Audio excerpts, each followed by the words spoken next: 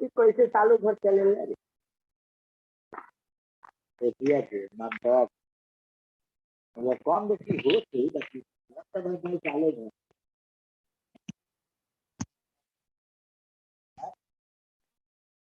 बंद दे तुम प्रभात में मैदान पटना जाने लगा लो क्या दुकान है कितना है दिखा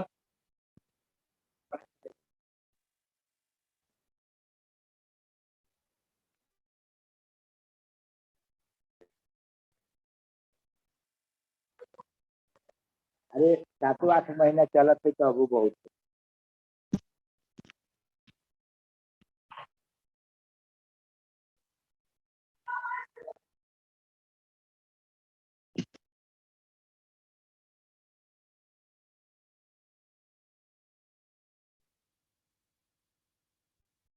हाँ तो वेट कर लीजिए आप लोग, 5 मिनट वेट कीजिए।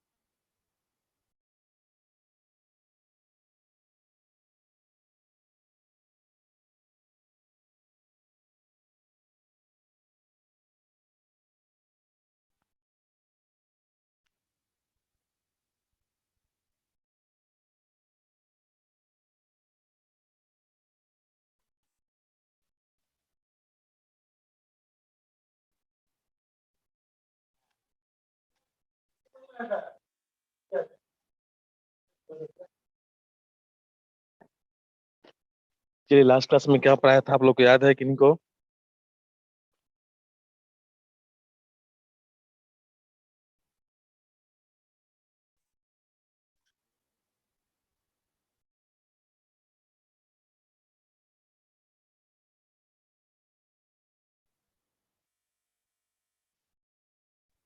Yes, what did we study in the last class में क्या पढ़े थे आप लोग?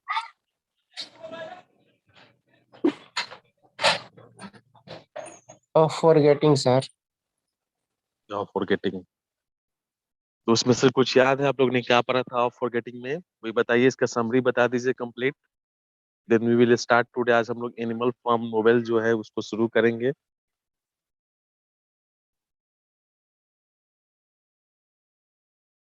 सर कल हम लोगों ने पढ़ा था कि भूलना भी एक कला होता है, इसके बारे में। जैसे कभी कभी कोई भी चीज भूलना भी अच्छी चीज होती है वो।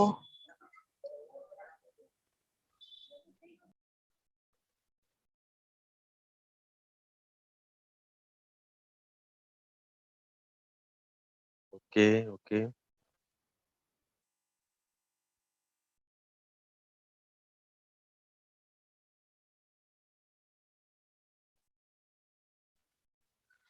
और कोई बताइए।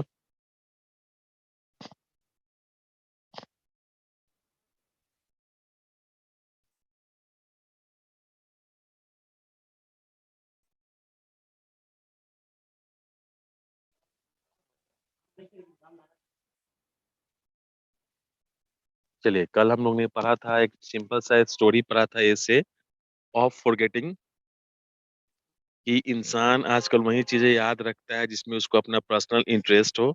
जैसे किसी का बर्थडे पार्टी हो, किसी का मैरिज एनिवर्सरी हो, ठीक है, किसी का कॉन्टैक्ट नंबर हो। आजकल के इंसान ऐसे लोगों को याद रखता है।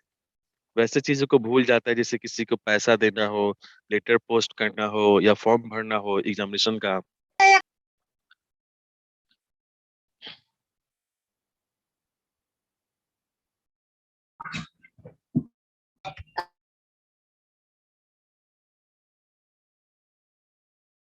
तो ये सब चीजों को क्या करता है, भूल जाता है। तो इसमें रॉबर्ट लिन ने एक्चुअली इस ऐसे के माध्यम से ही कहना चाहता है। कभी कभी इन्होंने एक बहुत अच्छा लाइन बोला है कि हम लोग अक्सर वही चीजें याद रखते हैं जिसमें हमें अपना पर्सनल इंटरेस्ट होता है। जैसे लास्ट क्लास में हम लोगों ने डिस्कस किया था कि जैसे अगर मान लीजिए बारिश का मौसम है, और बारिश के मौसम में अपने क्लास में, कॉलेज में छाता लेकर आया, लेकिन जाते समय बारिश छूट गया, तो फिर क्या हो जाएगा, आप उस छाता को क्लास में ही भूल जाएंगे, क्योंकि उसका आपको आदत नहीं है। तो इन्होंने, रॉबर्ट लिन ने यह बताना चाहा है कि भूलना भी एक कला है। जैसे यानी he has told one very good line that forgetting is an art. यानी हमें उन सब चीजें भूल जाना चाहिए जो हमारे जिंदगी में हमें परेशान करता हो, जो हमारे जिंदगी में जो परेशानी करता हो। तो इन सब चीजों को हमें भूल जाना चाहिए। That's why he said that forgetting is an art. We must forget those things which disturbs us or which taunt us, या which takes us to into the past life. Fine. तो we what we observe in this essay, हम लोग ने इस ऐसे में ही observe किया कि इन्होंने एक एग्जांपल दिया था कि अगर हमें पास्ट के चीजों को हमेशा याद किए रखेंगे या याद करते रहेंगे, तो क्या हो सकता है, हमारे लिए नुकसान होता है।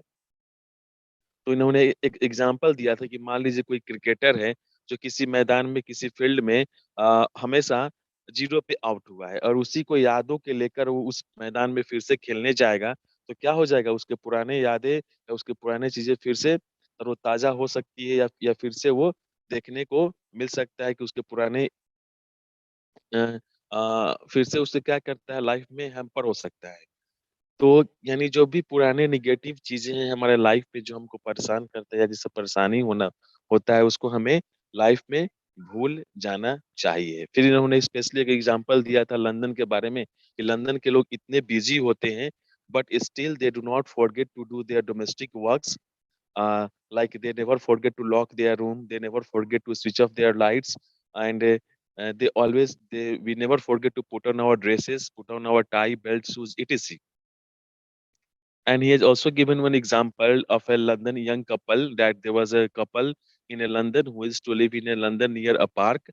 So one day, he took his baby for a morning walk in the park, but in the front of the park there was an inn, and he forgot, in the front of the park there was an inn, and he went into the inn and forget to take his baby to the house. So this is also called sometimes a forgetfulness. But writer has also said that the loss of memory, yeah, sometimes forgetfulness is also very important. Like for example, अगर किसी को jail में है और police ने उसे कुछ information लेना चाह, लेकिन वो भूल गया है, उसको कुछ याद ही नहीं आ रहा है, तो इस केस में मॉडर्न के तरीका पे जो लाई लाई डिटेक्टर मशीन्स होते हैं, वो भी उसको क्या करते हैं, हेल्प करते हैं।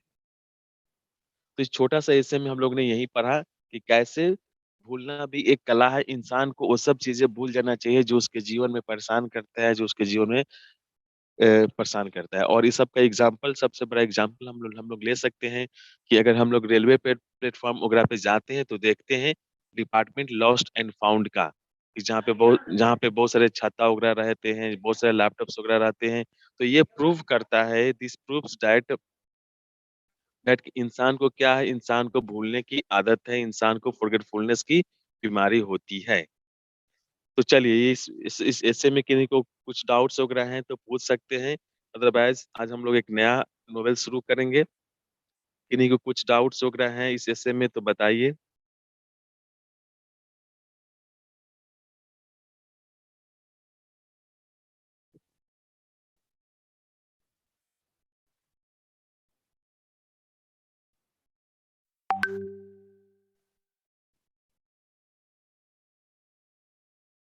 No sir. ओके फाइन, चलिए। तो आज हम लोग एक नोवेल शुरू करने वाले हैं, जो ये इस नोवेल 6-7 क्लास 6-7 क्लास चलेगा इसमें। और ये नोवेल सबसे बड़ा नोवेल है, और सबसे बड़ा, you can say the most difficult novel in the history of English literature. English literature में सबसे ये नोवेल क्या है, डिफिकल्ट है। और इस नोवेल का नाम है एनिमल फार्म। ठीक है, और एक्चुअली ये रशियन रेवोल्यूशन पे बेस्ड है। तो बिफोर स्टार्टिंग दिस नोवेल, जैसे आप लोग ने कुछ कुछ लाइन सुना होगा कि बड़ी मछली छोटी मछली को खाती है। अगर किसी मजदूर का उसके पसीना सूखने से पहले उसके मजदूरी नहीं मिलता है, तो उसके साथ न्याय नहीं होता है, उसके साथ अन्याय हो जाता है। तो ये जो नोवेल है, ये जॉर्ज ऑरवेल ने लिखा था, जो खुद दरभंगा के थे, बिहारी फेलो। और उनका घर अभी देहरादून प्रोग्राम में है। तो इस नोवेल में समाज में भेदभाव के बारे में दिखाया है कि समाज में भेदभाव था। जैसे बड़े लोग क्या करते हैं, हमेशा छोटे कास्ट को, छोटे लोगों को टॉर्चर करते हैं, परेशान करते हैं। ठीक है, तो यानी जो ऊंची कास्ट के जाति है, जो ब्यूरोक्रेट्स होते हैं, जो अरिस्टोक्रेट होते हैं, वो हमेशा छोटे लोगों को क्या करते हैं, परेशान करते हैं। जो हमेशा क्या करते हैं, छोटे लोगों को डिस्टर्ब करते हैं। तो इसमें अब आप लोग इस नोवेल को शुरू करने से पहले आप लोग से जानना चाहूंगा कि समाज में आप किस प्रकार का अपने अपने डिस्क्रिमिनेशन देखते हैं। जैसे समाज अब देखते हैं बहुत 4-5 भागों में बढ़ चुका है। एक संभ्रांत, यानी जो अपर कास्ट के लोग होते हैं, जो भी SC ST, तो अलग अलग समाज में अलग अलग समस्या है। कहीं छुआछूत की बीमारी है।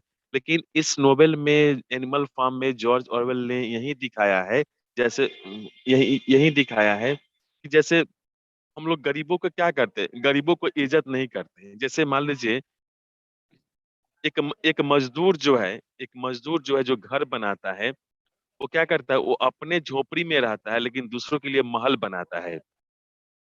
लेकिन जो हमारे लिए जो महल बनाता है, उसी को हम क्या करते हैं, उसी को हम नजरअंदाज करते हैं, उसको हम रिस्पेक्ट नहीं देते हैं समाज में, उसको इज्जत नहीं देखते हैं। तो यहाँ पे जो छोटे तबके के लोग हैं, जो झाड़ू मारते हैं, जो पोछा मारते हैं, या जो किसी के घर में काम करते हैं, तो उन लोग को बड़े लोग क्या करते हैं, हमेशा परेशान करते हैं। लेकिन इमेजिन कीजिए कि जिस दिन सारे छोटे लोग काम करना छोड़ देंगे, तो बड़े लोग का जीना मुश्किल हो जाएगा। जैसे आप लोग ने पटना वगैरह में देखे होंगे, MCD जो कचरा उठाने वाला डिपार्टमेंट है, 1-2 दिन स्ट्राइक पे चला जाता है, तो पूरा पटना में गंदगी फैल जाता है। यानी तो छोटे लोगों का कहना है कि बड़े लोग, सब लोग हम ही से काम निकालते हैं, लेकिन हम ही को क्या करते हैं, इज्जत नहीं देते हैं समाज में, रिस्पेक्ट नहीं देते हैं। जैसे जानवरों से हम लोग दूध लेते हैं, उसके स्किन को भी यूज करते हैं, उसके बोन्स को भी यूज करते हैं, लेकिन जानवरों को हम लोग क्या देते हैं, सारा गला खाना देते हैं, उसको फील्ड में छोड़ देते हैं। घर में जो भी बासी खाना होता है, उसको हम लोग उसको प्रोवाइड करते हैं, और प्रॉपर ढंग से उनको ना पानी देते हैं, ना ये देते हैं। तो यानी छोटे तबके के लोग जो होते हैं, वो हमेशा सफरर होते हैं। और ये जो एनिमल फार्म जो कहानी है, ये कार्ल मार्क्स से इंस्पायर्ड है।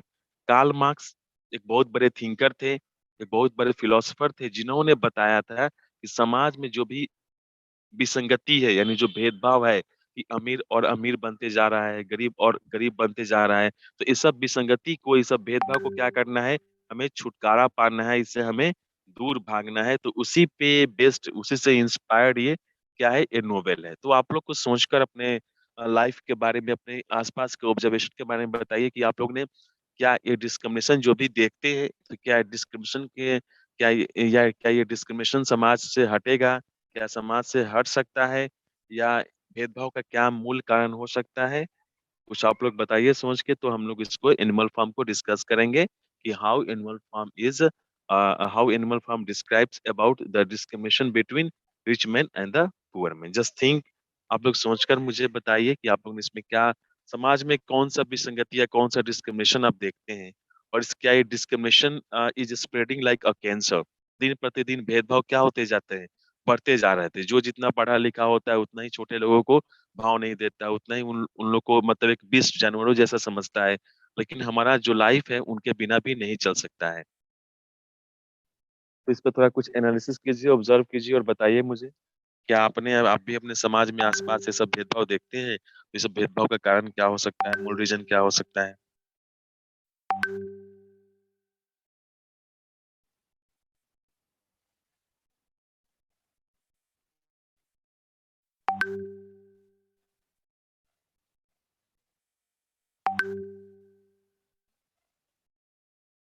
यस, कोई बताइए सोच के।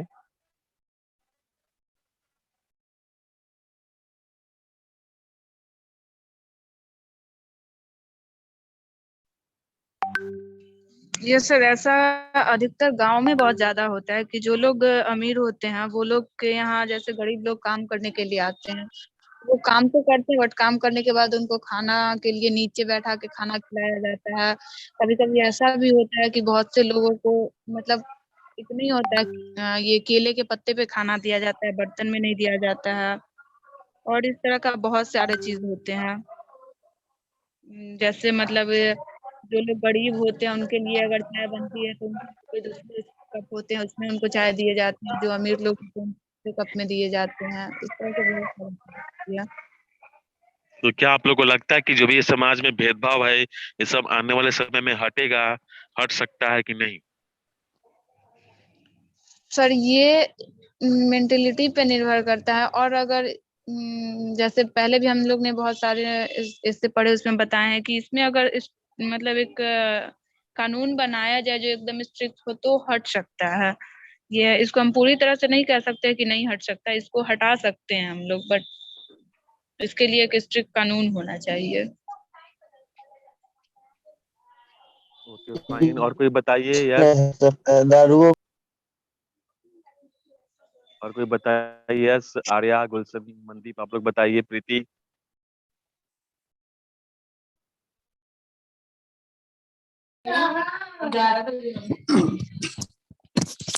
सर अभी अब तो कुछ हद तक बहुत ज्यादा ही घट चुका है, क्योंकि पहले ये देखने को जितना मिलता था कि गरीब और अमीर का फर्क क्या होता था। लोग जो अमीरों के पास जो लोग काम करते थे वो लोग उनके साथ बैठ नहीं सकते थे। वो जब भी बैठते थे उनके पैरों के तले ही बैठते थे। लेकिन इस जनरेशन में अब ऐसा ज्यादा नहीं है, बहुत कम है। और अब तो लोग जिसके साथ काम करते हैं उसके साथ बैठते हैं, उसके साथ साथ खाते भी हैं। मेरे गांव की तरफ, मेरे डिस्ट्रिक्ट की तरफ ऐसा है सर कि अब गरीबों के साथ उतना नहीं है। मेरे गांव में तो पूरी तरह से नहीं है सर, क्योंकि जितना अमीर गरीब सब साथ में खाते हैं पीते हैं, कोई भेदभाव नहीं है। धीरे धीरे अब खत्म हो रहा है। ऐसा नहीं कि कोई कानून बनेगा तभी खत्म होगा सर, बस सोच बदल जाए लोगों की तो खत्म हो जाएगा। Okay fine good. तो देखिए, तो उसी तरह जो नोवेल हम लोग पढ़ने वाले हैं एनिमल फार्म, इसमें एक्चुअली जॉर्ज ऑरवेल के पिताजी एक रशिया में रसा में काम करते थे। लेकिन ये अपने पिताजी के पास जाते हैं तो देखते हैं कि वहां पे जितने भी बड़े लोग हैं ना, वो छोटे लोगों को काफी परेशान करते थे। तो अब जैसे ये, और वहां पे दो पॉलिटिकल फिगर, दो बड़े बड़े नेता थे। एक का नाम था जोसेफ स्टालिन और एक का नाम था नेपोलियन। नेपोलियन बोनापार्ट नहीं, नेपोलियन बोनापार्ट दूसरा इंसान था हमारे हिस्ट्री में, जिन्होंने एक लाइन बोला था कि असंभव कार्य मूर्खों की सब कोश में पाया जाता है। Impossible words are found in the dictionary of fools. तो इसमें इन्होंने दिखाया है कि कैसे एनिमल फार्म में जॉर्ज ऑरवेल जब रशिया में जाते हैं अपने पिताजी के पास तो देखते हैं कि इतना सारा भेदभाव है। और ये सब भेदभाव कैसे इतना सारा भेदभाव है, तो ये सब भेदभाव ऐसे कैसे हट सकता है। तब ये वहां पे एक्चुअली क्या था कि पहले जोसेफ स्टालिन का राज था। यानी पहले जोसेफ स्टालिन काम जब राज्य में थे तो सभी लोग को बराबरी का हक मिलता था। Every people were were equally given importance in the eye of government. जो भी राजनेता थे, जो भी पॉलिटिकल पार्टीज थे, सबको बराबरी का हक मिलता था, सब लोग बराबर रहा करते थे। लेकिन उनका राज्य हट जाता है और एक नया नेपोलियन का राज आता है। तो नेपोलियन को ऐसा माना जाता था कि रशिया में काफी वो क्रूवल था, मतलब बहुत कठोर था। जैसे उसका राज आ गया तो क्या करने लगा, गरीबों पे और अत्याचार करने लगा। गरीबों के साथ उसका नाइंसाफी होने लगा, गरीब को और परेशान करने लगा। वो कौन? तो नेपोलियन। तो इसी के संदर्भ में, इसी को ध्यान में रखते हुए जॉर्ज ऑरवेल ने एक नोवेल लिखा जिसका नाम था एनिमल फार्म। इस नोवेल का पुराना नाम था मैन्योर फार्म। यानी ये जो जोसेफ स्टालिन जब राज करते थे, जोसेफ स्टालिन थे, तो उस एनिमल फार्म का नाम था मैन्योर फार्म। यानी जहाँ पे सब लोग बराबरी के हक से रहते थे, जहाँ पे सब लोगों को कोई समस्या नहीं था। Everyone lived very happily. सब लोग खुशी खुशी रहते थे। लेकिन जब उनका पावर डिमिनिश्ड हो जाता है तो जब नया पॉलिटिकल पार्टीज आता है, नेपोलियन के नेपोलियन के छत्र छाया में जब नया पॉलिटिक्स लोग ज्वाइन करता है, तो उस समय देखने को यह मिलता है कि ये सब भेदभाव हो रहे थे, ये सब डिस्क्रिमिनेशन हो रहे थे। तब जॉर्ज ऑरवेल ने क्या किया, जॉर्ज ऑरवेल को काफी डर लगने लगा कि अगर हम सीधे नेता के बारे में कटाक्ष करेंगे, सीधे अगर नेपोलियन के बारे में बोलेंगे, सीधे अगर जोसेफ स्टालिन के बारे में बोलेंगे, तो हो सकता है कि मुझे और मेरे मेरे पिताजी को भी प्रॉब्लम हो सकता है इस रशिया में। तो उन्होंने एक काल्पनिक कैरेक्टर लिया, इमेजिनेशन लिया। जैसे आप लोग ने करण अर्जुन मूवी देखा होगा, जैसे आप लोग ने गंगा जल मूवी देखा होगा, जो साधु यादव के लाइफ पे बेस्ड है। तो उसमें भी डायरेक्टली और इनडायरेक्टली क्या दिखाया गया है, उसके कर्मों को दिखाया गया है। तो उसी तरह जॉर्ज ऑरवेल क्या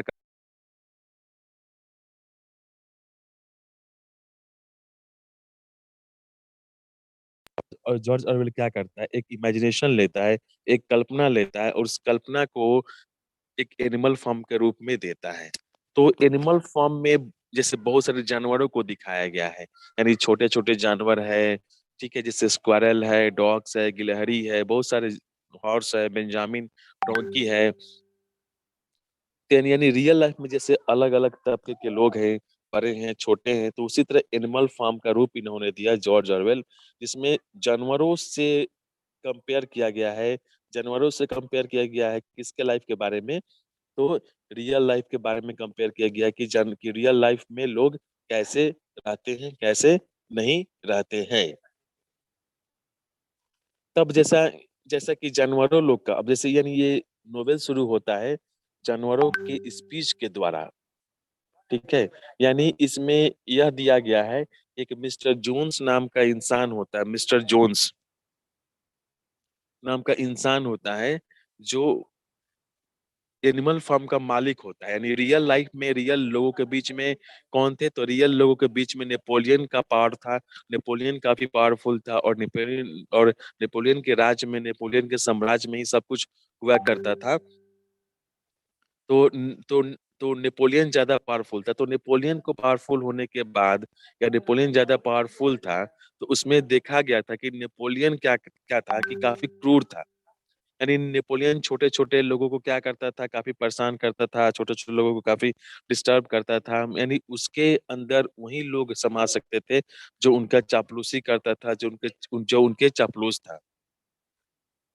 फाइन। तो इसमें हम लोग क्या देखते हैं, तो जॉर्ज ऑरवेल ने इसको कल्पना लिया, और ये स्पीच शुरू होता है नोवेल कि एनिमल फार्म में मिस्टर जोन्स जो मालिक है, तो उस मालिक के खिलाफ सब लोग क्या है, विद्रोह कर रहा है। जैसे रियल लाइफ में सब लोग नेपोलियन को विद्रोह कर रहा है, तो उसी तरह काल्पनिक लाइफ में एनिमल फार्म में जहाँ पे सभी जानवर लोग हैं, सब लोग, जानवर का मालिक था मिस्टर जोन्स, तो वो विद्रोह कर रहा है। उसके यह नोबेल उसके विद्रोह से शुरू हो रहा है, उसके स्पीच से शुरू हो रहा है।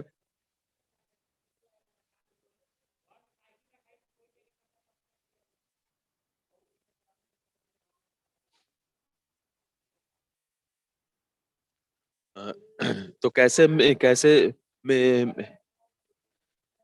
कैसे मिस्टर जोन्स अपने बातों को रखना चाहता है, तो मिस्टर जोन्स के खिलाफ सब लोग वही वो बोलते हैं कि मिस्टर जोन्स बोलता है कि जानवरों पे काफी अत्याचार कर रहा था। यानी इसके जो भी ऊपर खाना वगैरह मिलता था मिस्टर जोन्स के ऊपर, तो क्या करता था मिस्टर जोन्स, बहुत सारे खानों का जो फूड फॉडर था जानवरों का, ब्लैक मार्केटिंग करता था। ब्लैक मार्केटिंग करता था, और ब्लैक मार्केटिंग कर कर यह देखने को भी मिलता था कि इस जानवरों को बस उतना ही खाना दिया करता था कि जितना लोगों को मतलब जितना खाकर वो जिंदा रह सके। लेकिन वह उस जानवरों को ज्यादा खाना दे दिया करता था जो नेपोलियन के सपोर्टर थे, यानी जो रियल लाइफ में नेपोलियन को सपोर्ट करते थे, और जो डुप्लीकेट लाइफ में मिस्टर जोन्स को सपोर्ट करते थे। तो सारे जानवर लोग एकत्रित होकर, मतलब एकचित होकर एक स्पीच दे रहे हैं कि इंसान कितना निर्दयी हो चुका है कि वह हम ही से सब कुछ लेता है और हम ही से सब कुछ दे देता है। यानी हम ही लोग, हमारे स्किन्स को भी यूज करता है, हमारे बोन्स को भी यूज करता है, और हाँ, हाँ, और हमारे द्वारा वो दूध भी पीता है, हमारे द्वारा दूध भी लिया गया है। जो हम लोग दूध निकालता है वो जानवरों लोग के द्वारा ही सब कुछ पीता है, लेकिन जानवरों के साथ ही नाइंसाफी हो रहा है। यानी रियल लाइफ में भी देखा जा रहा है कि जो छोटे लोग हैं ना, वो एक ग्रुप मीटिंग कर रहे हैं कि भाई जब तक स्टालिन जोसेफ स्टालिन का राज था, जब सब कुछ ठीक था, लेकिन अब ये नेपोलियन का राज आ गया है, तो नेपोलियन के राज में हमें क्या देखने को मिल रहा है? काफी समस्या देखने को मिल रहा है। यानी रियल लाइफ में छोटे तबके के लोग क्या कर रहा है? मीटिंग कर रहा है किसके खिलाफ? तो नेपोलियन के खिलाफ। यानी और फिक्शियस कैरेक्टर में, जो काल्पनिक कैरेक्टर में भी छोटे छोटे जानवरों लोग क्या कर रहे हैं? मिलकर मिस्टर जोन्स के खिलाफ भाषण दे रहे हैं। तो भाषण शुरू होता है, ओल्ड मेजर नाम का एक सुअर पिग फैमिली से बिलोंग करता है, तो उस पिग फैमिली से बिलोंग करता है। तो ये भाषण एनिमल फार्म में उसी से शुरू होता है। वो एक बहुत अच्छा स्पीच देता है, यह कहकर कि कि कि सभी जानवर लोग आप सतर्क हो जाओ, क्योंकि मिस्टर जोन्स को अब हम लोग अपने रूम में, अपने कमरे में, एनिमल फार्म में आने नहीं देंगे, क्योंकि मिस्टर जोन्स उधर से पी कर आता है और पीने के बाद क्या करता है? हम पर अत्याचार करता है, छोटे छोटे जानवरों को मारना शुरू कर देता है। तो इस तरीका से देखा जाए तो जो ये एनिमल फार्म नोवेल है, एक विद्रोह है, एक प्रोटेस्ट है। प्रोटेस्ट उस सिस्टम के खिलाफ जो सिस्टम हमेशा छोटे को महत्व नहीं देता है, वह सिस्टम जो हमेशा बड़े लोगों को ही आदर सम्मान करता है, तो उसके खिलाफ क्या है? प्रोटेस्ट है। तो रियल लाइफ में हम लोग देखते हैं कि रियल लाइफ में जितने भी छोटे लोग थे वो प्रोटेस्ट कर रहे हैं किसके खिलाफ? तो नेपोलियन के खिलाफ, जो पावरफुल है। और काल्पनिक कैरेक्टर में देख रहे हैं कि सारे जानवर लोग विद्रोह कर रहे हैं किसके खिलाफ? जो उस एनिमल फार्म का मालिक है, जो मिस्टर जोन्स है। फाइन। तो इस तरीका से देखा जाए तो एक प्रोटेस्ट है। तो प्रोटेस्ट में क्या होता है? सब लोग अपने अपने काम में लगे हुए थे हैं। जैसे किस तरह, अभी मान लीजिए अभी आरजेडी और जेडीयू पार्टी में है, तो जब जेडीयू का पार्टी है तो बहुत सारे लोग इससे संतुष्ट हैं। जब आरजेडी के पार्टी आएगा तो बहुत सारे लोग इससे असंतुष्ट रहेगा। तो यानी उस समय दो पॉलिटिकल फिगर था, एक जोसेफ स्टालिन का और एक नेपोलियन का। स्टालिन के राज्य में सब लोग खुश थे, यानी, और नेपोलियन के राज में सब लोग दुखी थे। तो इलेक्शन होता है तो इसमें दो घोड़ा होता है, एक का नाम है बेंजामिन और एक का नाम है बॉक्सर। ये लोग काफी इतना बड़ा स्पीच देता था, मतलब बहुत बड़ा ये इन्फ्लुएंसर है, अपने बातों से क्या करता है? लोगों को इन्फ्लुएंस करता है। तो ये लोग बहुत बड़े इन्फ्लुएंसर हैं। और जब ये स्टालिन का राज था तो उसके लिए ये लोग काम करते थे, मतलब उसके फेवर में काम करते थे स्टालिन के लिए। लेकिन जैसा कि आप लोग जानते हैं कि समय के साथ लोग क्या करता है? अपना पद परवी और चाटुकारिता भी होने लगता है। तो इसी के बीच में जब स्टालिन का राज खत्म हो जाता है, स्टालिन पावरफुल में नहीं रहता है, नेपोलियन का राज आता है, तो ये दोनों बॉक्सर जो है घोड़ा, फिर नेपोलियन से मिल जाते हैं और लोगों में भाषण देते हैं। ये लोग बहुत बड़ा इन्फ्लुएंसर है, मतलब इनका भाषण इतना इन्फ्लुएंसिंग होता है कि लोग इनके बातों में अट्रैक्ट हो जाते हैं और फिर से नेपोलियन को क्या करते हैं? राजगद्दी पे ला बैठते हैं। यानी बार बार नेपोलियन का राज ही आने लगता है। तो गरीब जो लोग थे उनमें एक एग्रेशन हुआ और अंत में वो लोग क्या करता है? अंत में सब लोग मिलके उस एनिमल फार्म के फाटक को तोड़ देता है, और तोड़ने के बाद सब लोग मिस्टर जोन्स के घर में अटैक करता है और मिस्टर जोन्स के घर को तहस नहस करता है। और नॉट ओनली मिस्टर जोन्स, उसके घर के आसपास जितने भी अमीरों का घर था, सबको वो लोग क्या करता है? तहस नहस कर देता है। और तहस नहस करने के बाद फिर से जोसेफ स्टालिन का राज आ जाता है। तो ये स्टोरी जो है इसका वो शॉर्ट में मैं बताया हूँ। ये बहुत 400-500 पेज का नोवेल है, लेकिन बहुत शॉर्ट में बताया हूँ। और इस स्टोरी को हम लोग पार्ट बाई पार्ट पढ़ेंगे, ठीक है? जैसे एक्ट 1 में क्या है, एक्ट 2 में क्या है, एक्ट 3 में क्या है, तब जाकर हम लोग को एक थोड़ा सा क्लियरली समझ में आएगा कि आखिर एक्ट 1 में क्या है, एक्ट 2 में क्या है, एक्ट 3 में क्या है। But you should keep in mind कि ये जो स्टोरी है, जो नोवेल है, यह समाज के भेदभाव पे लिया गया है। और जॉर्ज ऑरवेल के पास उतना करेज नहीं था कि सीधे नेता के बारे में बोले, तो उनके कैरेक्टर्स को इन्होंने काल्पनिक लिया, एनिमल फॉर्म का नाम दिया। और एनिमल फॉर्म में जो रियल कैरेक्टर हैं उनको वो डुप्लीकेट कैरेक्टर का नाम दिया। जैसे जोसेफ स्टालिन को इन्होंने स्नोबॉल बोला है, ओल्ड मेजर जो पिग फैमिली से बिलोंग करते थे, और उस समय पिग फैमिली काफी खूंखार फैमिली हुआ करता था। तो इससे उसको रिलेट किया गया है, इससे उसको लिंक किया गया है, तो हम लोग को यही देखने को मिलता है। ठीक है, तो इस नोवेल को आप लोग मैं अभी क्लास ओवर जो हो जाएगा 10-15 मिनट के बाद, इसका पीडीएफ आपको भेजूंगा, और इसको एक्ट बाय एक्ट पढ़ेंगे, एक बार में कंप्लीटली नहीं पढ़ेंगे। एक्ट 1, एपिसोड 1, एपिसोड 2, एपिसोड 3, 4, 5, 6, 7, 8, तो ऐसे करके पढ़ेंगे। एक्ट 1 में क्या हुआ, सीन 1 में क्या हुआ, बिकॉज अगर टोटली पढ़ेंगे एक बार तो आप लोग को समझ में नहीं आएगा। ठीक है, तो अब आप लोग बताइए इसमें क्या कुछ समझ में आया, थोड़ा बहुत जो कुछ भी हम लोग ने डिस्कस किया, और इसको और अच्छे से समझ में आएगा जब आप पढ़ेंगे इसका नोवेल का रियल स्टोरी। ठीक है, तब तक चलिए कोई बताइए क्या इसमें आपने समझा, क्या आपको समझ में आया, थोड़ा बहुत जो भी आपको माइंड में लग रहा है।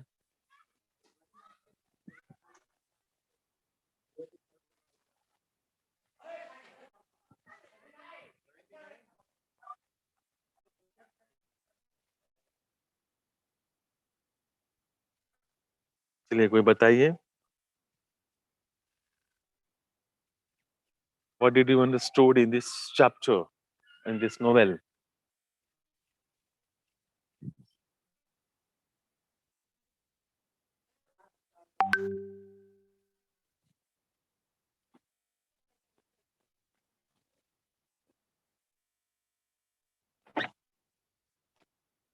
चलिए बताइए, कौन कोई क्या समझे, कोई किन्हीं को यहाँ समझ में आया तो बोलेंगे।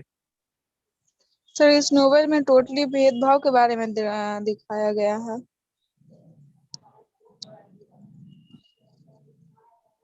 ठीक है, ठीक है,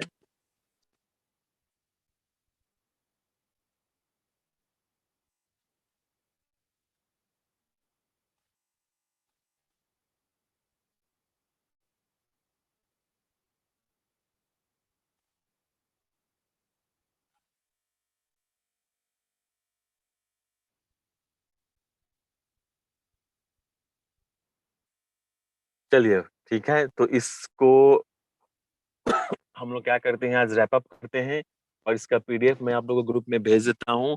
और इस नोवेल ये 4-5 क्लास चलेगा, समझिए कि ये पूरा वीक यही नोवेल हम लोग पढ़ेंगे, और इसको एक्ट 1, एक्ट 2, एक्ट 3 करके भी पढ़ेंगे, ताकि एक बार आप लोग को आसानी से समझ में नहीं आएगा। और इस नोवेल को ऐसा माना जाता है कि हिस्ट्री ऑफ इंग्लिश लिटरेचर में सबसे डिफिकल्ट नोवेल ये है। इवन जो इंग्लिश ऑनर्स पढ़ते हैं उन बच्चों को भी थोड़ा डिफिकल्ट है, बिकॉज इसमें जो कैरेक्टर्स हैं वो थोड़ा उनको समझने में काफी समय लगता है, और not only characters but also इसका जो थीम वगैरह है, ठीक है, और जो थोड़ा नेम, जो इसमें जो भी फिलोसफर है, जो भी कैरेक्टर्स हैं, तो इसको हम लोग बारीकी से पढ़ेंगे एक्ट 1, एक्ट 2 कर कर।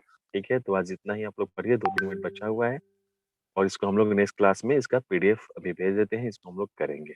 ओके।